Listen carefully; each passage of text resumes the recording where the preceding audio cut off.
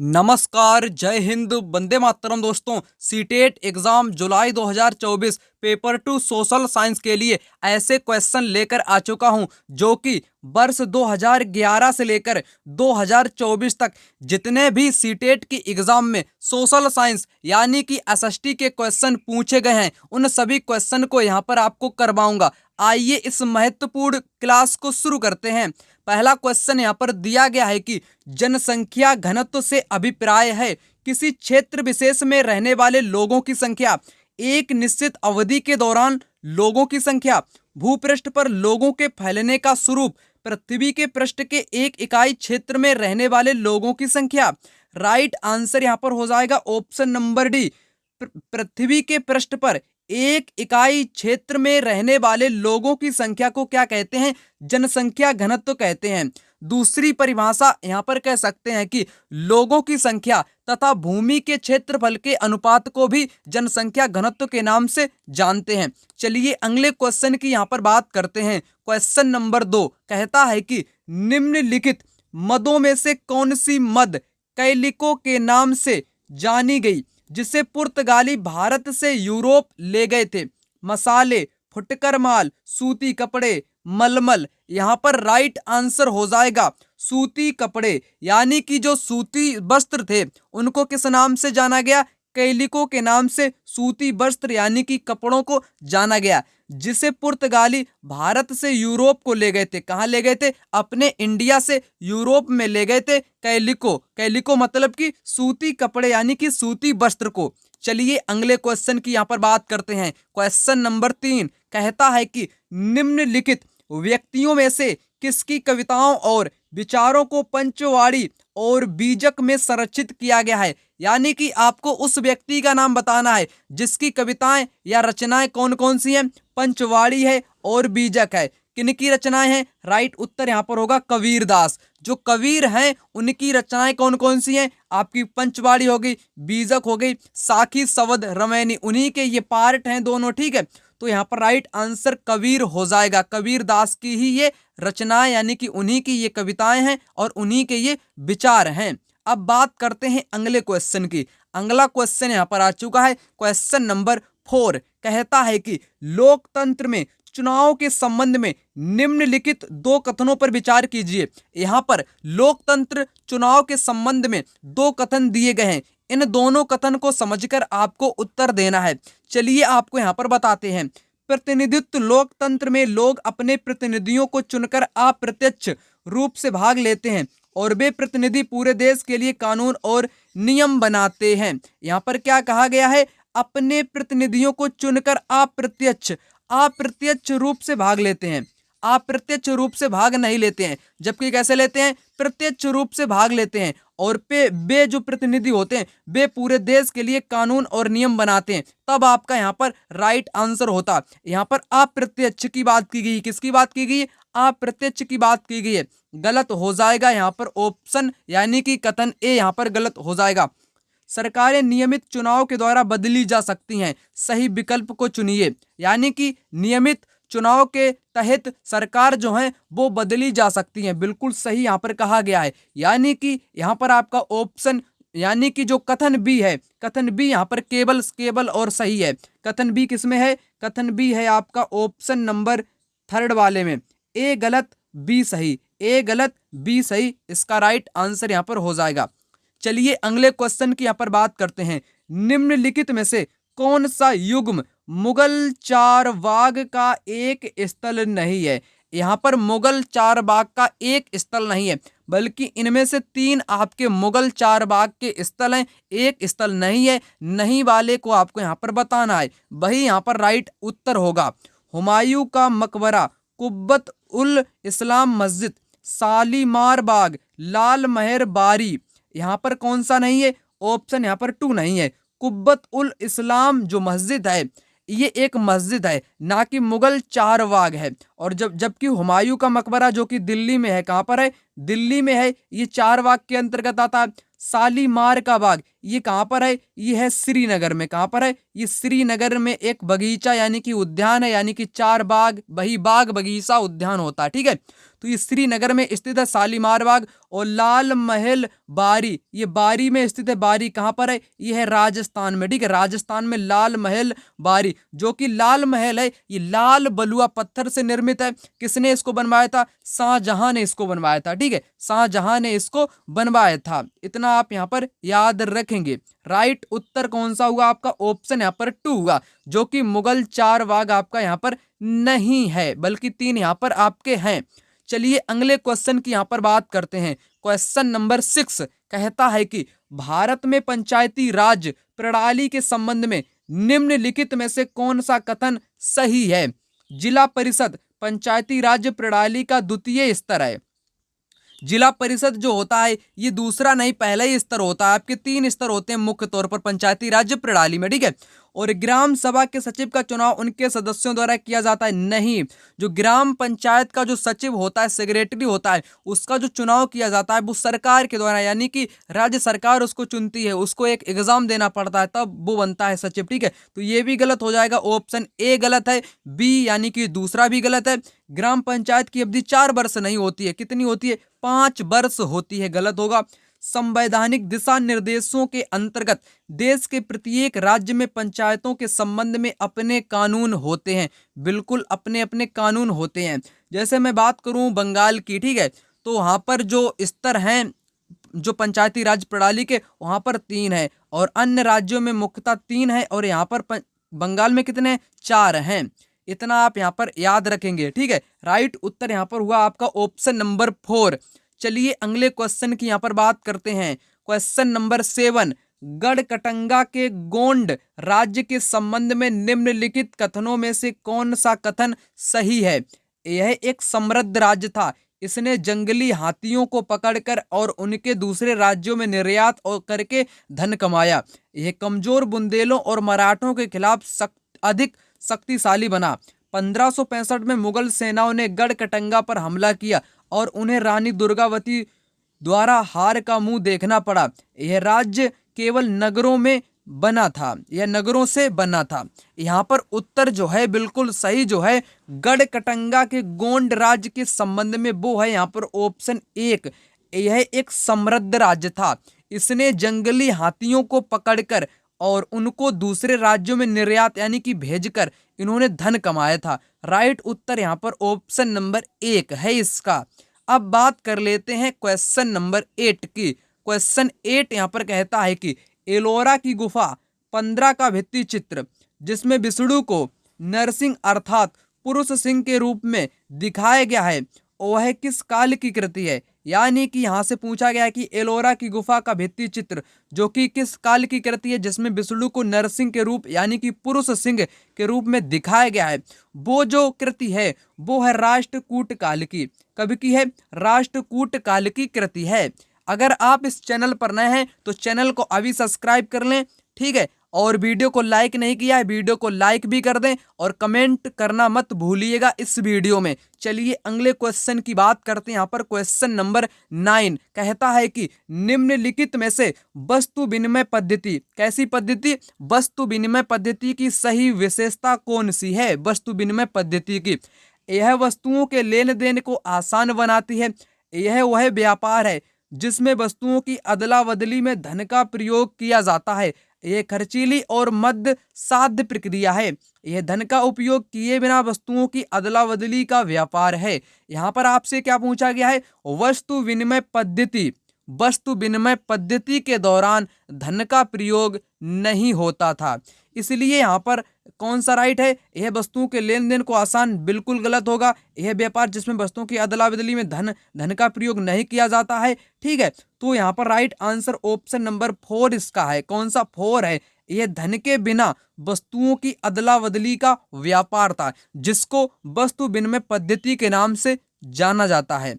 चलिए अगले क्वेश्चन की यहाँ पर बात कर लेते हैं। क्वेश्चन नंबर 10, निम्नलिखित का मिलान कीजिए और सही उत्तर का चयन कीजिए। आपको यहाँ पर मिलान करना है और सही उत्तर को आपको यहाँ पर चुनना है।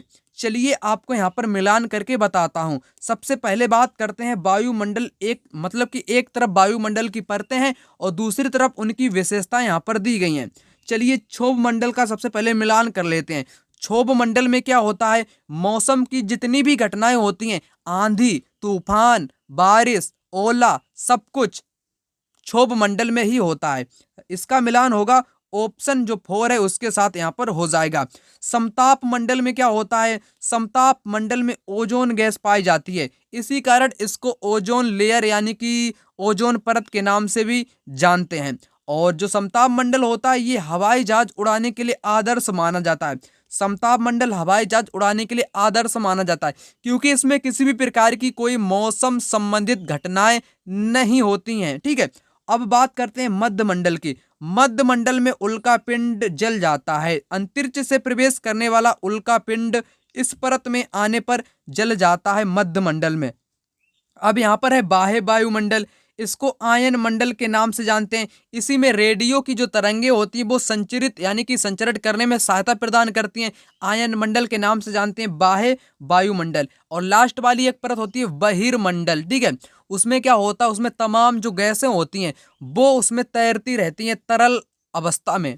ठीक है, तो यहाँ पर सभी परतों के बारे में आपको बता दिया, वो भी मिलान करके। अगर यहाँ से क्वेश्चन बने एग्जाम में, और बनता भी है हर बार, आप यहाँ से कर लेंगे। ठीक है, मैंने आपको सब कुछ यहाँ पर बता दिया। अब बात करते हैं क्वेश्चन नंबर 11 की। 11 कहता है कि रमाबाई जो महिला शिक्षा की योद्धा थी, कभी स्कूल नहीं गई, फिर भी उन्हें पंडिता की उपाधि दी गई। क्योंकि पंडिता की उपाधि दी गई क्योंकि उन्होंने अपने माता पिता से पढ़ना लिखना सीखा। उनके मिशन ने विधवाओं और गरीब महिलाओं को न केवल पढ़ने लिखने के लिए प्रोत्साहित किया, अपितु व्यवसायिक कुशलताओं की सहायता से भी स्वावलंबी होने की शिक्षा भी दी। वे संस्कृत पढ़ना लिखना जानती थी, वो एक बहुत बहुत बड़ी उपलब्धि थी, बहुत बड़ी उपलब्धि थी। ठीक है, और क्योंकि उनके समय में महिलाओं को इस प्रकार का ज्ञान अर्जित करने की अनुमति नहीं थी, उन्होंने महिला शिक्षा को बढ़ावा देने के लिए पुणे के खास खेड़ा गांव में एक मिशन स्थापित किया था। यहाँ पर आपकी चारों विकल्प कैसे दिए गए, बिल्कुल सही दिए गए हैं उनके बारे में, यानी कि पंडिता रमा के बारे में यहाँ पर सभी कथन सही दिए गए। परंतु यहाँ पर आपसे क्या पूछा गया, यहाँ पर आपसे पूछा गया है कि जो रमाबाई है, जो एक महिला शिक्षा की योद्धा थी, कभी स्कूल नहीं गई थी, सही बात है, फिर भी उन्हें पंडिता की उपाधि दी गई। क्योंकि मतलब कि निष्कर्ष इस क्वेश्चन में निकलता है कि उनको पंडिता की उपाधि क्यों दी गई। पंडिता की उपाधि दी गई थी ऑप्शन नंबर 3 के कारण, वे संस्कृत पढ़ना लिखना जानती थी और ये उनके लिए बहुत बड़ी उपलब्धि थी क्योंकि उस दौर में महिलाओं को ज्ञान अर्जित करने की अनुमति नहीं थी। यही इनका बहुत महत्वपूर्ण कारण है जो कि पंडिता की उपाधि धारण करने का। और उनके बारे में यहाँ पर जितने भी कथन दिए गए वो सभी यहाँ पर आपके सही हैं। उन्होंने अपने माता पिता से पढ़ना लिखना सीखा था, किसने, रमाबाई ने। ये भी आप यहाँ पर स्टेटमेंट याद कर सकते हैं, क्वेश्चन पूछा जाए कि उन्होंने कैसे सीखा, तो अपने माता पिता से सीखा। और उन्होंने एक विधवाओं और गरीबों के लिए न केवल पढ़ने लिखने के लिए प्रोत्साहित किया, बल्कि उनको व्यावसायिक कुशलताओं की सहायता, स्वावलंबी होने की शिक्षा भी दी। ये भी यहाँ पर सही है। ठीक है, तो ये सभी कथन यहाँ पर उनके बारे में तो सही है, लेकिन पंडिता की उपाधि के लिए यहाँ पर ऑप्शन 3 ही इसका सही हो जाएगा। आशा करता हूं आपने यहाँ पर समझा। अब बात यहाँ पर करते हैं क्वेश्चन नंबर 12 की। कहता है कि 1856 में निम्नलिखित गवर्नर जनरलों में से किसने यह निर्णय किया कि बहादुर शाह जफर आखिरी यानी कि अंतिम मुगल सम्राट होंगे, बादशाह होंगे, और उनकी मृत्यु के बाद उनके किसी वंशज को बादशाह नहीं माना जाएगा।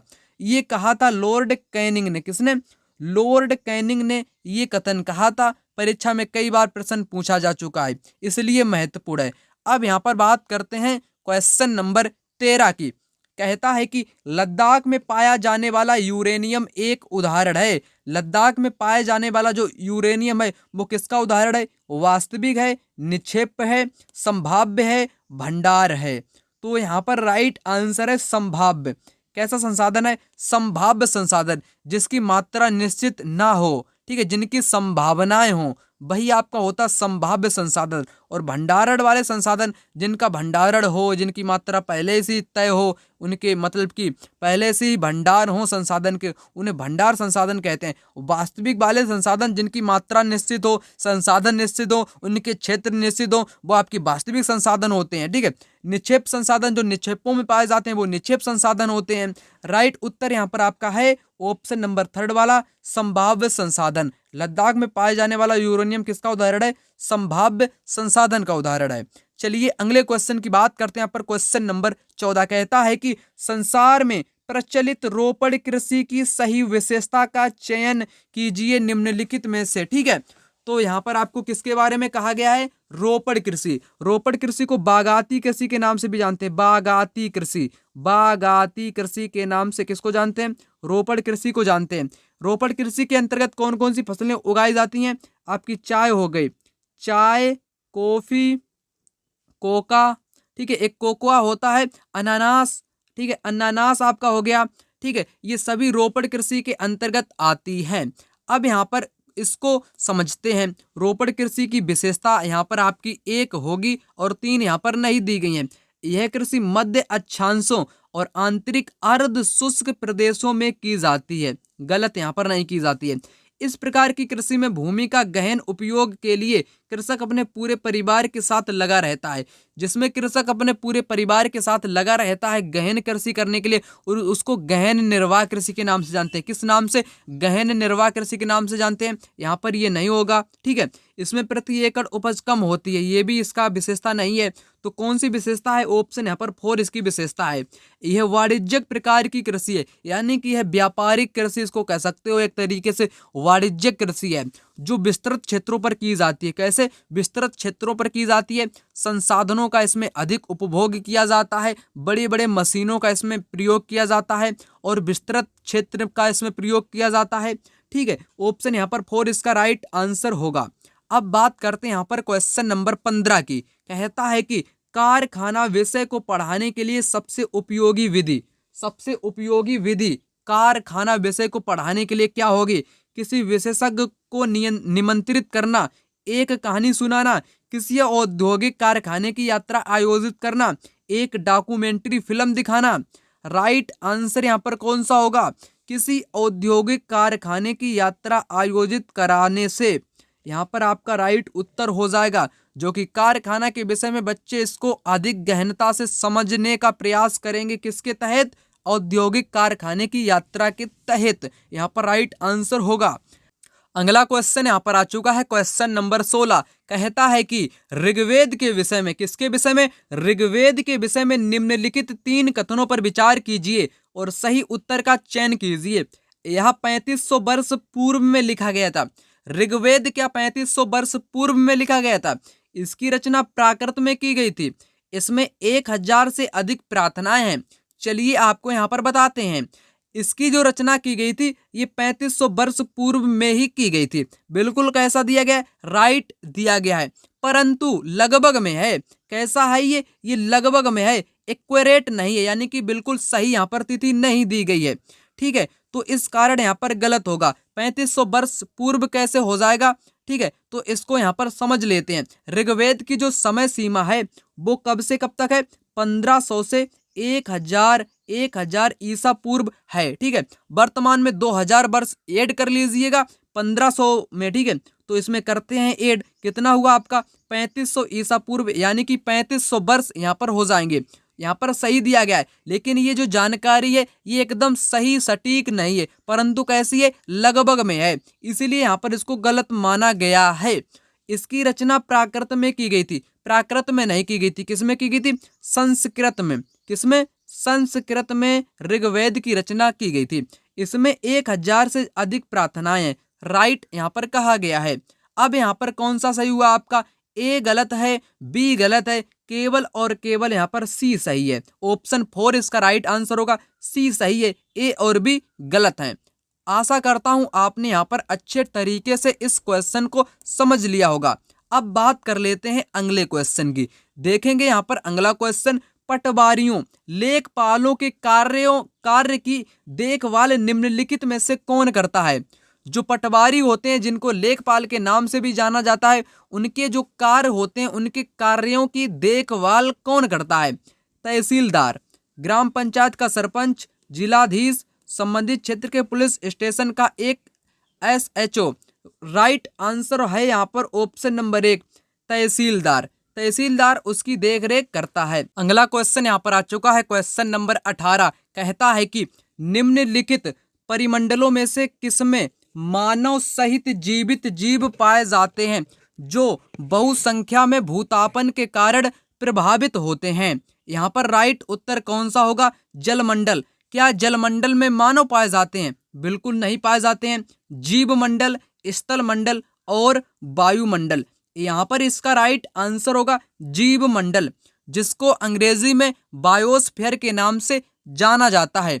ठीक है, जिसमें क्या पाए जाते हैं? आपकी मानव सहित यानी कि हम लोग तो पाए जाते हैं, उसी के साथ अनेक प्रकार के जीव जंतु भी पाए जाते हैं, पेड़ पौधे भी पाए जाते हैं जैव मंडल में। ठीक है, जैव मंडल में क्या होता है? इसमें आपका स्थल भी होता है, ठीक है, स्थल भी होता है, जल भी होता है और इसमें हवा यानी कि ऑक्सीजन, ये तीनों तत्व मौजूद होते हैं। उसी को जैव मंडल यानी कि बायोस्फीयर के नाम से जाना जाता है।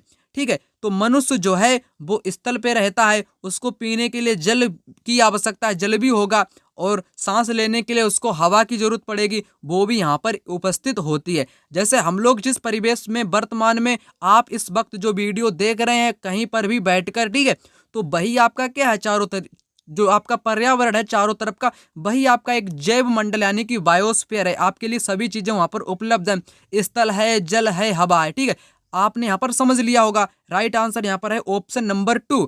अब यहाँ पर बात करते हैं क्वेश्चन नंबर 19 की। 19 बोलता है कि निम्नलिखित स्थल रूपों में से किसमें खनिज निक्षेपों की प्रचुरता पाई जाती है?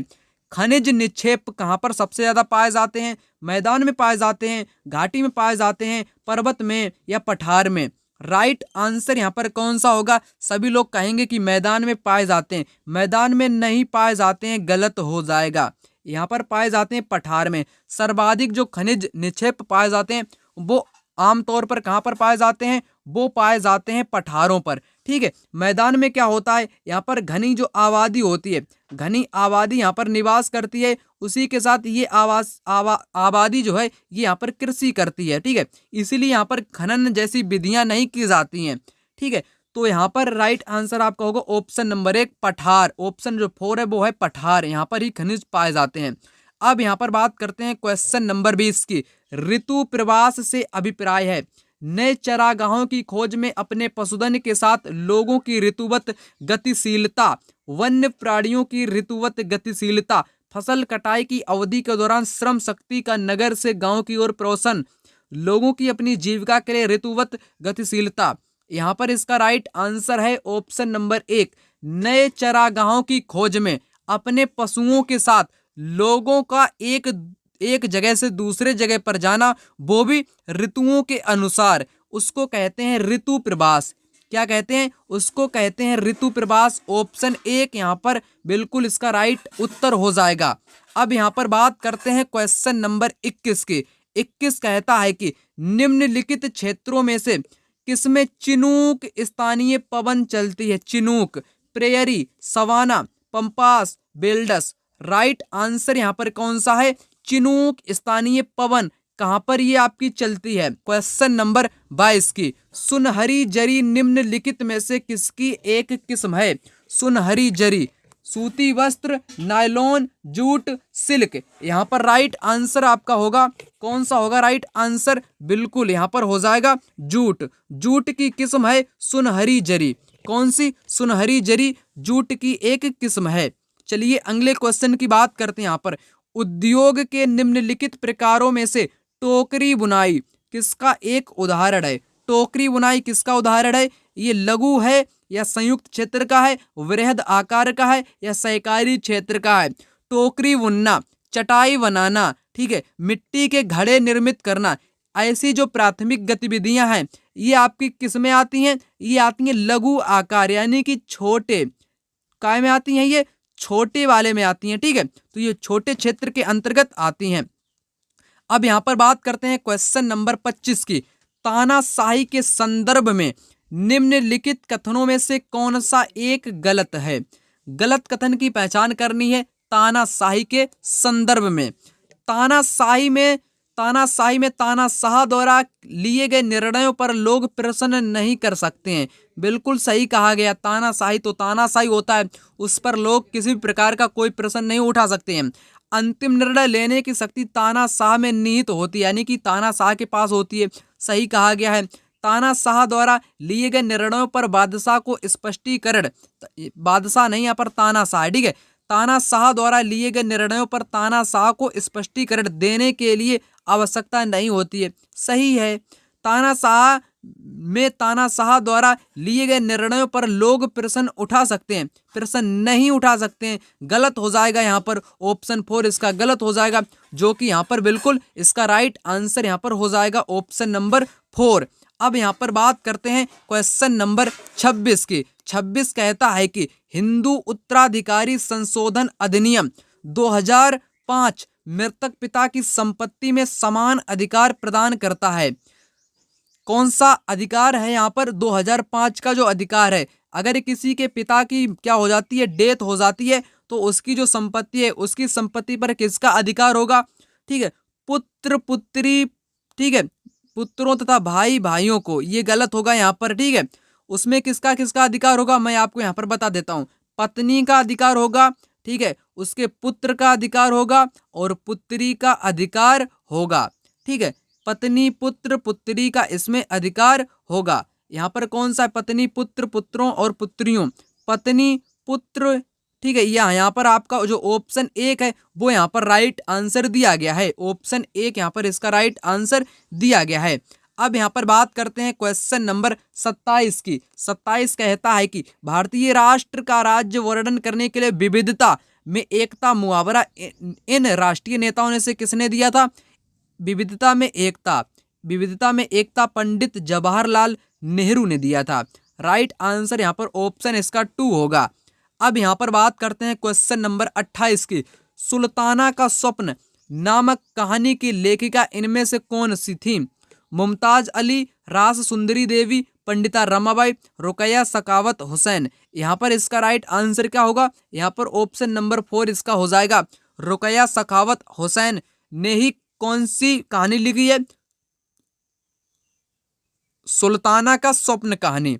अब यहाँ पर बात करते हैं अगले क्वेश्चन की। अगला यहाँ पर है गुलामगिरी नामक पुस्तक इनमें से किसने लिखी? गुलामगिरी ज्योतिबाराव फूले, Shri Narayana Guru, doctor BR Ambedkar, EB Ramasamy Periyar. चलिए आपको यहाँ पर बताते हैं। गुलामगिरी जो पुस्तक है ये ज्योतिबाराव फूले ने लिखी थी। कब? 1873 में।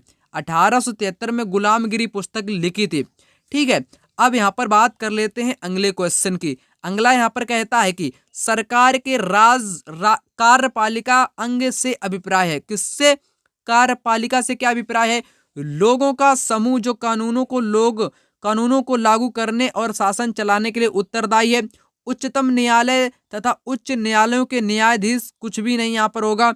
देश का प्रत्येक नागरिक जो सार्वभौमिक वैश्य मताधिकार का उपयोग करता है। गलत। निर्वाचित प्रतिनिधित्व, ये भी गलत। राइट उत्तर यहाँ पर है आपका सरकार के कार्यपालिका के अंग से जो अभिप्राय है वो है लोगों का समूह जो कानूनों को लागू करने और शासन चलाने के लिए उत्तरदायी है।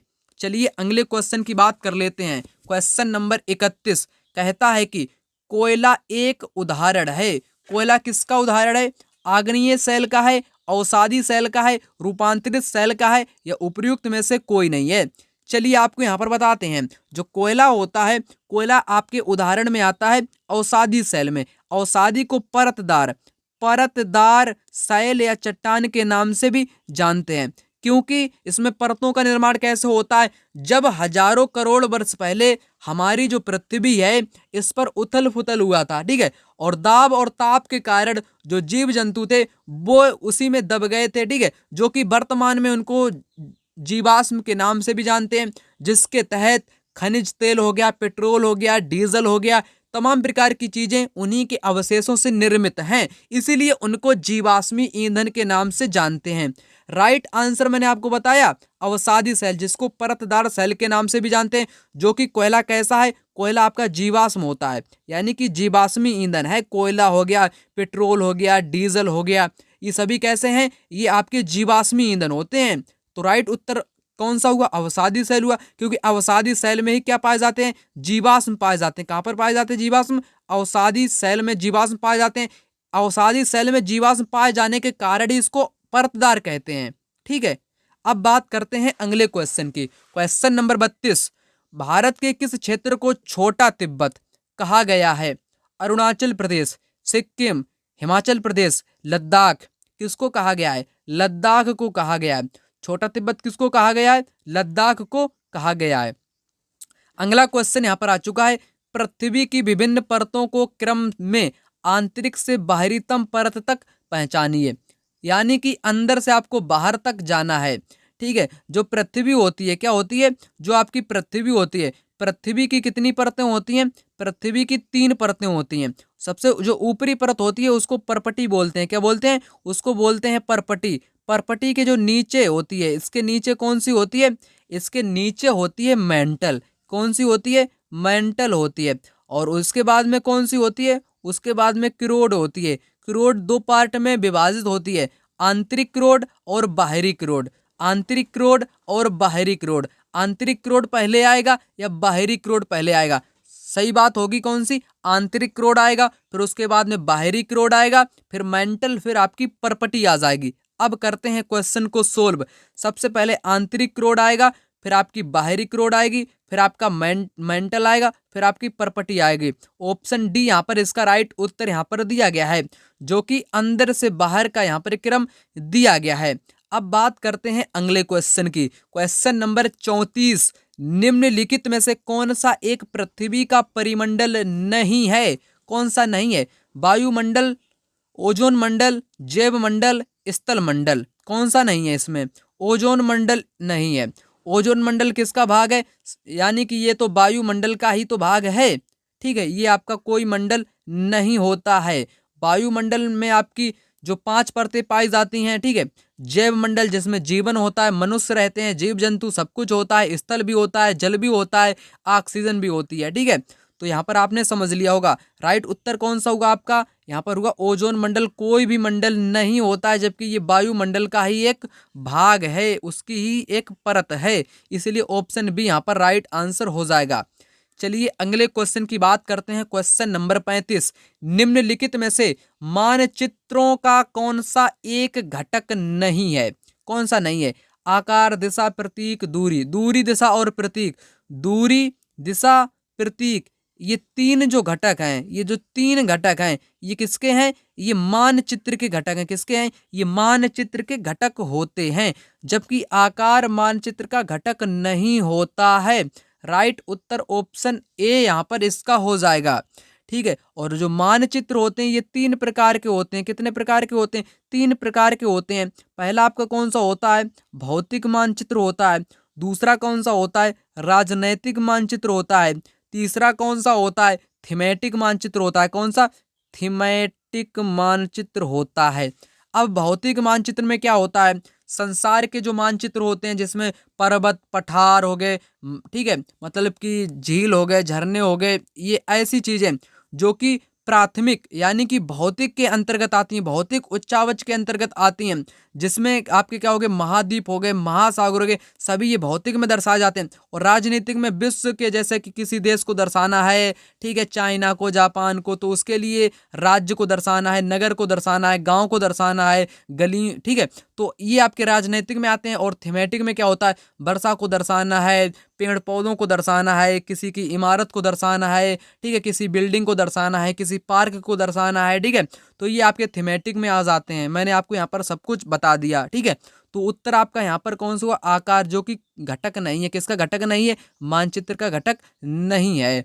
चलिए अगले क्वेश्चन की बात करते हैं। यहाँ पर क्वेश्चन नंबर 36 की, पवन क्रियाएं छत्रक सेल बनाती हैं जो प्रायः पाए जाते हैं। छत्रक सेल कहाँ पर पाए जाते हैं, रेगिस्तान में पाए जाते हैं। रेगिस्तान में बालू उड़ती है, ठीक है, उसी से किसका निर्माण होता है, छत्रक सेल का निर्माण होता है। और पवन के निक्षेपण से एक आकृति का निर्माण होता है जिसको लोयस कहते हैं। लोयस किसके द्वारा किसका निक्षेपण है, ये है पवन का निक्षेपण। ठीक है, ठीक है, रेगिस्तान में बनाए जाते हैं, सर्वाधिक आपके चीन में बनाए जाते हैं, मैंने पहले भी आपको बताया है। ठीक है, अब यहाँ पर बात कर लेते हैं क्वेश्चन नंबर 37 की। निम्नलिखित में से किसे संसार की छत, किसकी छत, संसार की छत किसे कहा जाता है, अरावली, सतपुड़ा, पामीर, म्यांमार। राइट उत्तर यहाँ पर आपका है ऑप्शन नंबर सी, यहाँ पर है पामीर के पठार को संसार की छत के नाम से जाना जाता है। अब यहाँ पर बात करते हैं क्वेश्चन नंबर 38 की। संविधान का अनुच्छेद 22 सुनिश्चित करता है, संविधान का जो अनुच्छेद 22 है वो क्या सुनिश्चित करता है, वो सुनिश्चित करता है शोषण के विरुद्ध अधिकार, शिक्षा का अधिकार, गिरफ्तारी के दौरान हिरासत में दुर्व्यवहार से बचने का अधिकार, संवैधानिक उपचारों का अधिकार। सही उत्तर यहाँ पर है ऑप्शन थर्ड, गिरफ्तारी के दौरान या हिरासत में दुर्व्यवहार से बचने का अधिकार है अनुच्छेद 22 में। ठीक है, अब यहाँ पर बात करते हैं क्वेश्चन नंबर 39 की। पृथ्वी की आंतरिक परत मुख्यतः बनी होती है, कई बार मैंने आपको बताया है, पृथ्वी की 3 परतें होती हैं। ठीक है, सियाल, सीमा, निफे। कौन कौन सी होती हैं, एक आपकी होती है सियाल, दूसरी होती है सीमा और तीसरी होती है निफे। ठीक है, कौन सी होती है, तीसरी आपकी होती है निफे। मैंने बताया सियाल को परपटी कहते हैं, क्या कहते हैं, परपटी कहते हैं, और इसको कहते हैं मेंटल, दूसरी वाली को। और किरोड को क्या कहते हैं, किरोड को कहते हैं निफे। किरोड को क्या कहते हैं, किरोड जो होती है, किरोड को कहा जाता है निफे। आपसे यहाँ पर पूछा है आंतरिक परत, आंतरिक आपकी किरोड होती है, किरोड को निफे कहते हैं। आयनाई का मतलब होगा निकल, एफी का मतलब होगा फेरस, यानी कि निकल और लोहा पाया जाता है किरोड में। और सीमा यानी कि मेंटल में क्या पाया जाता है, सिलिका और मैग्नीशियम पाया जाता है। परपटी में सिलिका और एल्यूमिना पाया जाता है। अब आपको बताना है कौन सा सही हुआ, निकिल एवं लोहा। निकिल एवं लोहा जो है वो किस में पाया जाता है, आंतरिक यानी कि क्रोड में पाया जाता है, क्रोड में। ठीक है, क्रोड को क्या कहते हैं, निफे कहते हैं। आयनी का मतलब क्या होगा, निकिल होगा, और एफी का मतलब क्या होगा, लोहा हो जाएगा, जिसको मैंने कई बार आपको बताया है। अब यहाँ पर बात करते हैं अंतिम क्वेश्चन की। Question number 40। रक्षक मेखलाएं मदद करती हैं, रक्षक मेखलाएं मदद करती हैं पवन की गति को रोकथाम कर मृदा आवरण के संरक्षण में। राइट उत्तर यहाँ पर ऑप्शन नंबर डी इसका हो जाएगा। ठीक है, आशा करते हैं आपको वीडियो अच्छा लगा होगा। वीडियो को ज़्यादा से ज़्यादा शेयर करेंगे, ज़्यादा से ज़्यादा लाइक करेंगे और कमेंट करना मत भूलिएगा। ठीक है, चैनल पर नए हैं तो चैनल को अभी सब्सक्राइब कर लें। तब तक के लिए धन्यवाद। जय हिंद, जय भारत।